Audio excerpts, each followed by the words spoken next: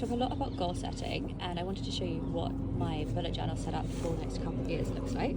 So this is the journal, and I start off with a quote page because I think it's pretty, something that inspires me. And then I track the birthdays and anniversaries, the key dates I reflect on. Again, I like having different pictures across the time. And I have a future ideas page. This is sort of bucket list items. This is longer term plans that I want to have. It's who I want to be.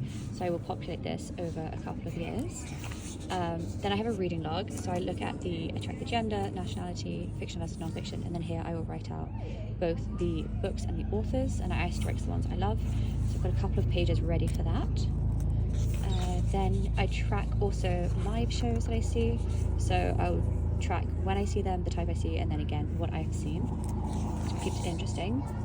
This page is for my expertise, so different things. As I develop more skills and knowledge, I like to keep track of what I know and then what I can share with others.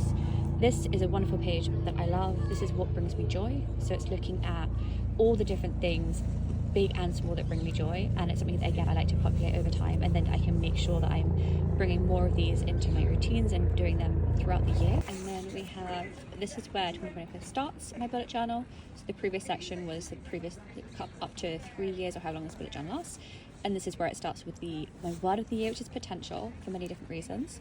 So it's seeing the potential in everything. It's looking for the upside in all that I do, and this is like the word that I'm going to have throughout the year, and it will help me make decisions. It will help guide how I behave, what I choose to do, and I will try and keep coming back to this word. Then we have my goals for the year, and this year I decided to make it a bit more fun. I'm going for more of like a bingo style page. I've blurred out obviously my actual goals, but as I go through them I will cross them off, and I've got some up here, I've got some of the bigger goals, and I've put the cadence in the corner. For some of these I want to do daily, some I want to do every month, and some I just want to do quarterly. But this is the goals that I have, the key goals, and then down here I have a bunch of experiences that I want to have. I've tried to not just have the really hard goals. Typically my goals have been quite intense, so I've gone for, again, some more intense ones, and then some different experiences that I really want to have, and I keep saying I will do one day, and I've decided that they are a 2025 goal.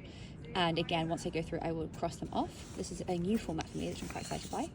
And then this is how it happens. So again, some of the previous goals, I had one I wanted to do 50, so I've got 1 through 30 and then 1 through 20. I want to take self-portraits every single month, so I have 12 cameras laid out, so every month when I do it I can tick it off.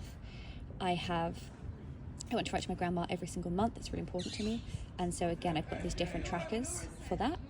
And this is what I want to do every single day. I want to read and write every single day, and so this is me keeping track over the course of the year, but in one place. So again, this is the overall goals, but for those that have more than one aspect, I have the trackers here to monitor my progress and stay motivated. And I'll either put an X through them, or I likely add stars, like a sticker chart, to celebrate that progress. Then this is where I have stretch goals and themes for the year. So this is things I want to do more of and things I want to do less of. I will write out here. And then some stretch goals. So these are things I haven't committed to in my goal page, but these are things that I definitely want to be doing more of if I can. And this side is just a setup for the year. So I have all the different months laid out for 2025 and also 2026.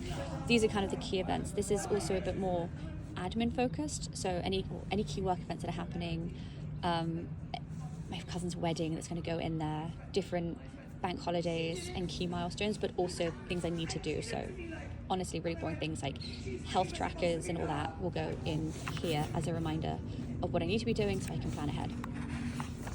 Then this is a new page this year, I'm doing a travel page and trying to plan ahead basically to get more organised and make sure that I'm aware of what I'm doing and when, and can make sure it all happens. And again, try and do less but do it better this year. And that leads me on to, so that's the setup for the year, and then here it leads me on to each month. So each month I write out my goals for the specific month, and so I look at my goals for the year, and then I pull forward the ones that I need to do that month, looking at the time that I have and what I want to be doing.